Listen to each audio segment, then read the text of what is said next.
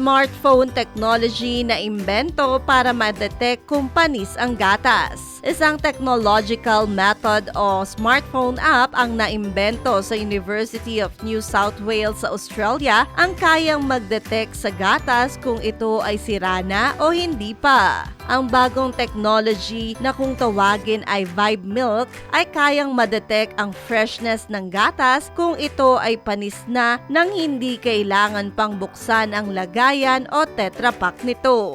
Nagamit ang Vibe Milk ng vibration motor sa smartphone at inertial measurement unit para suriin ang density, viscosity at surface tension ng gatas habang ito ay nagsisimula ng mapanis. Matapos ang pagsusuri na pag-alaman na nasa 98.3% ang accuracy ng bagong technology sa pag-determine ng pH levels ng gatas at nasa 100% naman ang pagtukoy sa pagiging fresh nito.